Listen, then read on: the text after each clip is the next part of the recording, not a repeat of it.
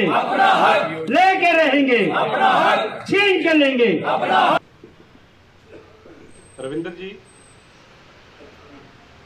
हम धन्यवादी हैं कि इतनी देर तक हमारी बात नहीं सुनी गई। आपकी सरकार ने शुरुआत की, लेकिन अफसोस इस बात का होता है कि जिस स्कीम को मोदी जी शुरू करते हैं उस स्कीम की हवा हमारे जम्मू कश्मीर के अधिकारी निकाल देते हैं।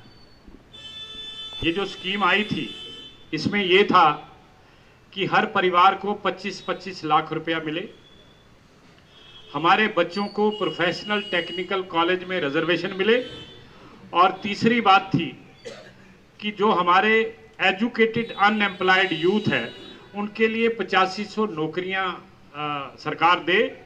ऐसा 14 अक्टूबर को अक्टूबर 14 में जो कैबिनेट थी पुरानी कांग्रेस और नेशनल कॉन्फ्रेंस की, उन्होंने पास किया था। लेकिन जब मोदी सरकार आई तो आपके ज़माने में एक कमेटी काम कर रही थी, पार्लियामेंट्री स्टैंडिंग कमेटी, तब तक उनको वेंकैया नायडू जी हेड कर रहे थे।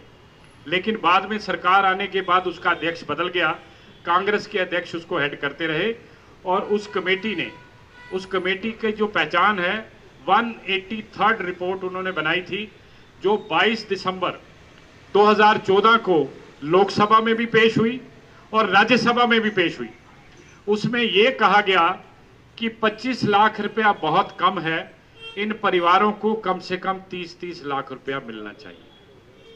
इसके अतिरिक्त उन्होंने कहा कि इनके बच्चों को प्रोफेशनल टेक्निकल कॉलेज में रिजर्वेशन मिलनी चाहिए, जैसे आप कश्मीरी विस्थापितों के बच्चों को देते हैं, ताकि ये रेड़ी फड़ी मजदूरी के अपने कामों से निजात पाएं और इनको भी बेहतर जिंदगी जीने का अधिकार मिले। तीसरी बात थी कि जो कैबिनेट ने कहा है कि अगर इनके कोई एजुकेटेड अनएम्प्लॉयड यूथ हैं जिनको पढ़ाने के लिए अपने माँ बाप ने अपना सर्वस्व बेचारों ने लगा दिया, उन बच्चों को नौकरी मिले। इस तरह का कमेटी ने एक आपको रिकमेंडेशन की थी, जो रिकमेंडेशन भारत सरकार के पास पड़ी हुई है, और उस कमेटी की रिपोर्ट मैं आपको कल अपने किसी साथी के हाथ भिजवा दूंगा। भारत माता की आजाद हिंदुस्तान, आजाद हिंदुस्तान, आजाद हिंदुस्तान, भारत माता की, भारत माता की। 1947 में जो विस्थापित समाज है, इंटरनली डिस्प्लेस्ड जो हमारे लोग हैं, वो जुल्म सितम की उस दास्तां को जो हमारे बुजुर्गों ने झेली, उसको याद करते हुए जो 1947 जब 22 अक्टूबर के दिन पाकिस्तान की फौज ने, वो कोई कबायली नहीं थे, कबायलियों के पास खाने के लिए अनाज और रहने के लिए घर नहीं होते हैं, तो बंदूकें कहां से आएंगी। वो पाकिस्तान के ट्रेंड सोल्जर थे, सिर्फ नाम एक साजिश के तौर पर रखा गया कबायली, ताकि अपनी बदनामी को छुपाने के लिए।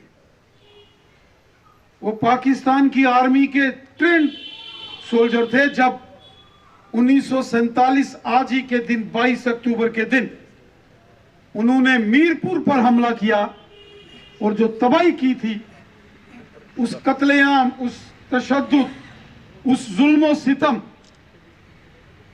वो जो नरसंहार हुआ था,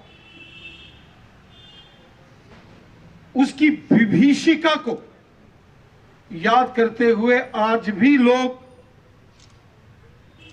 उस जुल्म सितम के नाम से जो जुल्म हुआ, उस नाते आज 22 अक्टूबर इतने 70-75 साल गुजरने के बाद भी आज के इस दिन को काला दिवस के नाते से मनाते हैं। पाकिस्तान के नाजायज कब्जे वाले जम्मू कश्मीर में 1947 में जो जुल्म सितम हुए, वो दुनिया की हिस्ट्री में सबसे डरावने नरसंहारों में से एक वो नरसंहार थे। उसकी कहानियां हमने अपने बुजुर्गों से सुनी है, किताबों में पढ़ा है, एडिटोरियल्स में पढ़ा है, और उस हिस्ट्री को अगर आप याद करेंगे तो रूह कांप जाती।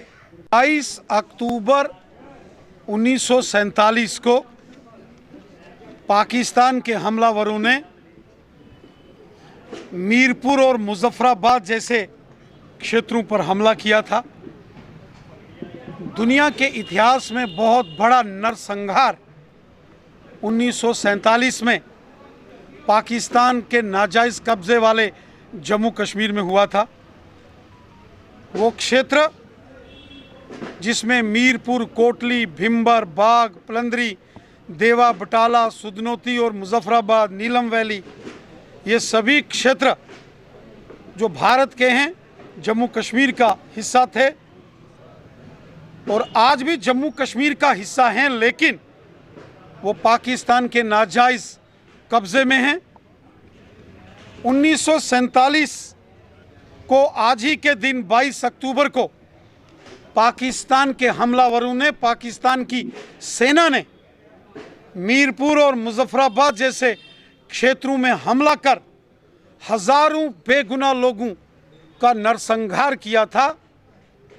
वो बहुत बड़ा नरसंहार था, बहुत बड़ा मानवाधिकारों का हनन इस पृथ्वी पर POJK के अंदर पाकिस्तान की सेना ने 22 अक्टूबर 1947 को किया था। उस नरसंहार में शहीद हुए जितने भी हमारे पूर्वज हैं, उनको यहाँ श्रद्धांजलि दी गई और याद किया गया अपने उन पूर्वजों के बलिदान को, और ये संकल्प लिया गया कि आज नहीं तो कल हम वापस पाकिस्तान के नाजायज़ कब्ज़े वाले उस क्षेत्र में पाकिस्तान को वहाँ से निकालकर, जो गुलामी की जंजीरें वहाँ के लोगों के पाँव में जकड़ी हैं पाकिस्तान ने, उन जंजीरों को तोड़कर पाकिस्तान के कब्जे से उस क्षेत्र को मुक्त कराएंगे और वहाँ शान से तिरंगा झंडा फहराएंगे, क्योंकि वो भी भारत का क्षेत्र है।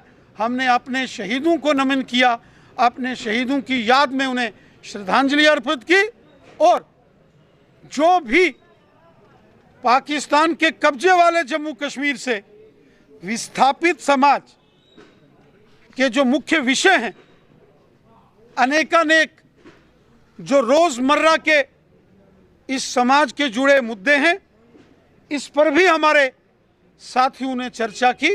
ये तमाम विषय जम्मू कश्मीर के लेफ्टिनेंट गवर्नर साहब हों या केंद्रीय माननीय गृह मंत्री साहब हों, उन तक ये सभी विषय हम पहुंचाएं और एक एक करके ये सभी विषय हल हों। POJK के जो विस्थापित हैं, वो देश हित में पिछले 75 सालों से संघर्ष कर रहे हैं। POJK के विस्थापितों का संघर्ष अखंड भारत का संघर्ष है।